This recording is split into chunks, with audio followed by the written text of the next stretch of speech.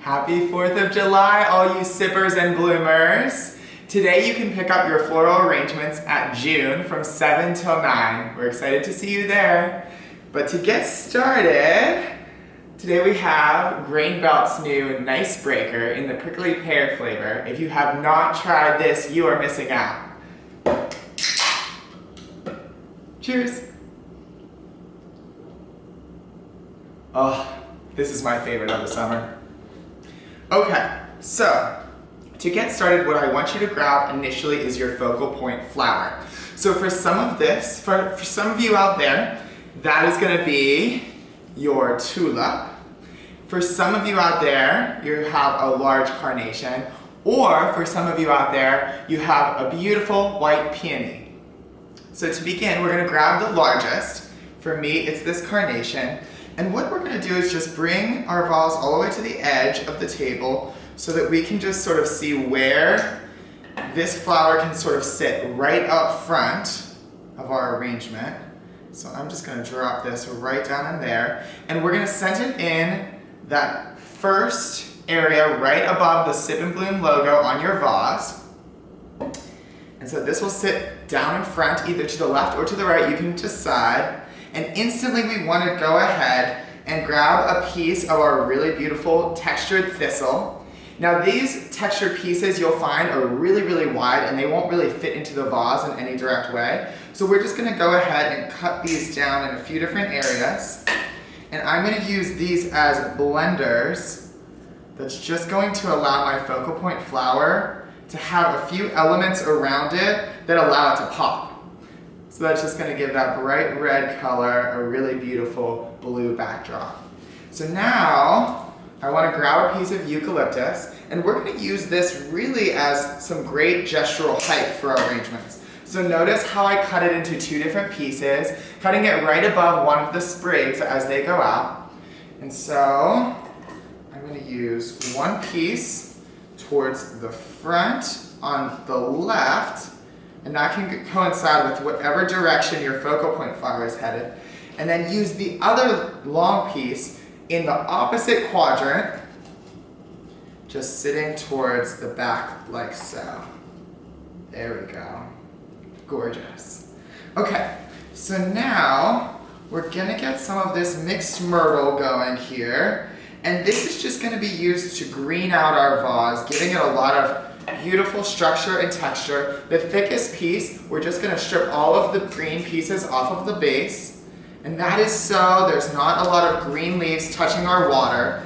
As you know, the more green leaves that touch your water, the shorter the lifespan of your arrangement. And so now we're just gonna grab a few more pieces. I'm gonna use one of these to sit all the way down in front. And that's just gonna drape down a little bit. I love how that looks because it's gonna cover a lot of the different elements in our arrangements that we want to hide, just that base piece and all of the floral tape. So now that we have our base flower in, we're going to use, for my case, the tall tulip, and this is going to just cut down just a hair so that it sits counterbalanced to our focal point flower right there in front. And you want to make sure that each of the stems are touching the water. So we're going to have a lot of stems going here and we want to make sure that each of them are touching our water. So now I want you to grab this beautiful tall filler flower here. And so what we want to do is just trim it a little bit so that there's a nice long stem piece that is going to be able to launch all the way down into our water. And I want to keep this fairly tall. I think that these beautiful bright white flowers look so fabulous, nice and tall, allowing this centerpiece to sort of sit a little above the rest. We usually do nice, tight, and small arrangements on Sip and Bloom, but today I just am loving these firework-like shapes with the flower arrangement. So keep a few of your blooms tall.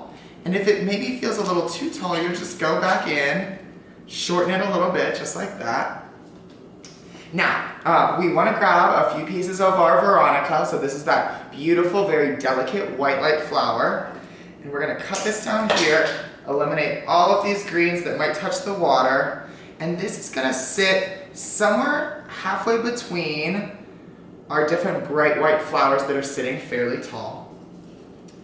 Now I wanna get these red tones blended in a little bit. So I'm gonna use this feathery feather here and just add some texture with them. They're gonna sit fairly low.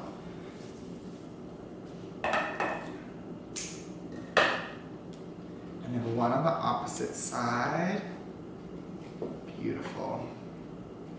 And since we're on that sort of red textural element, I want to go ahead and grab this beautiful piece here. Notice how tall it is. We're going to cut it right directly in half. And so now that gives us two great pieces to use in our arrangement. So one piece is going to go down in this direction.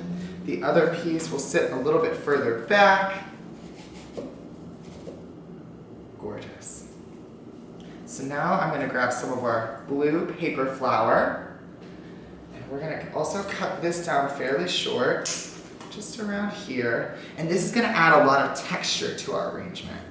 So we're going to get one piece down in front, coinciding with that really gorgeous thistle that we have in here. Awesome. Now I want to grab another piece of thistle, just because I see that there's a little blank spot right about here.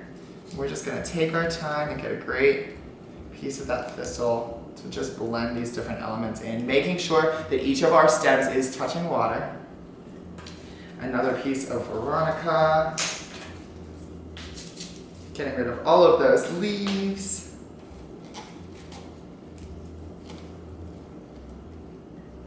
Gorgeous, gorgeous, gorgeous. These red, white, and blue themed arrangements I think makes for such a lovely host present if you're going to any fun parties this weekend.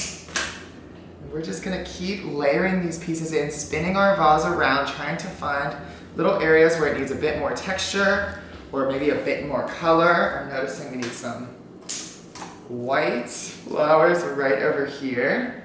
So I'm just gonna grab a white veronica and slide that right on in there. So notice how it's starting to create that full, well-rounded piece.